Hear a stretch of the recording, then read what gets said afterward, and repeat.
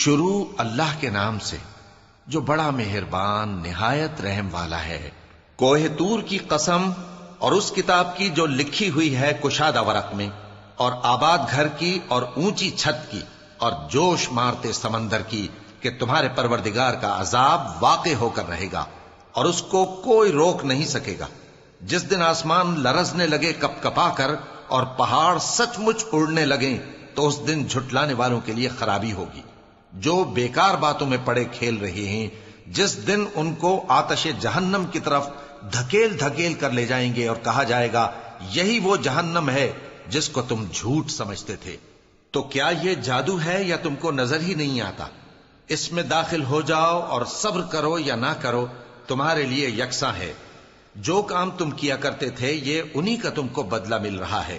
جو پرہیزگار ہیں وہ باغوں اور نعمتوں میں ہوں گے، جو کچھ ان کے پروردگار نے ان کو بخشا اس کی وجہ سے وہ خوشحال ہوں گے، اور ان کے پروردگار نے ان کو دوزخ کے عذاب سے بچا لیا۔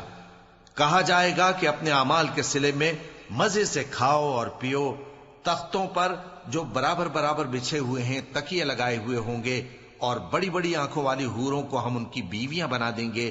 اور جو لوگ ایمان لائے اور ان کی اولاد بھی راہ ایمان میں ان کے پیچھے چلی، ہم ان کی اولاد کو بھی ان کے درجے تک پہنچا دیں گے اور ان کے اعمال میں سے کچھ کم نہ کریں گے۔ ہر شخص اپنے اعمال میں پھنسا ہوا ہے، اور جس طرح کے میوے اور گوشت کو ان کا جی چاہے گا ہم ان کو عطا کریں گے۔ وہاں وہ جام شراب کی چھینا جھپٹی کریں گے جس کے پینے سے نہ کوئی لغو بات ہوگی اور نہ کوئی گناہ کا کام۔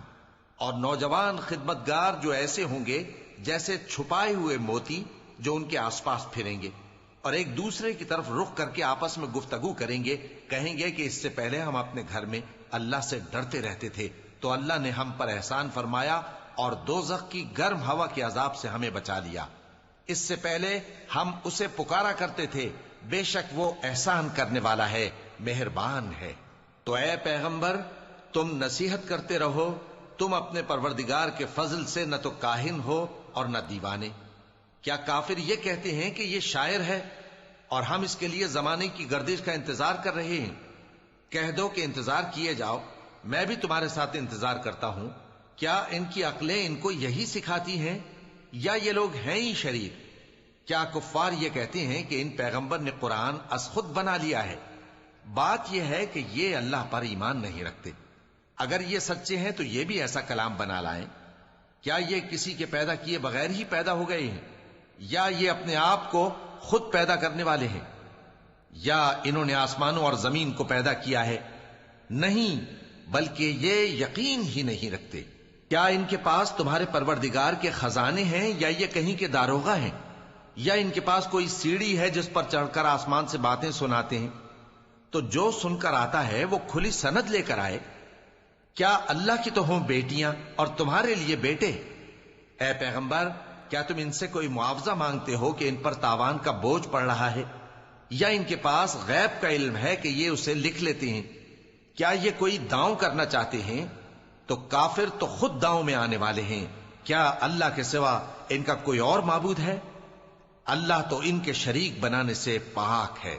اور اگر یہ آسمان کا کوئی ٹکڑا گرتا ہوا دیکھیں تو کہیں کہ یہ ایک تہ بتہ بادل ہے، پس ان کو چھوڑ دو یہاں تک کہ یہ اس روز کا سامنا کر لیں جس میں یہ بے ہوش کر دیے جائیں گے، جس دن ان کا کوئی داؤں کچھ بھی کام نہ آئے گا اور نہ ان کو کہیں سے مدد ہی ملے گی۔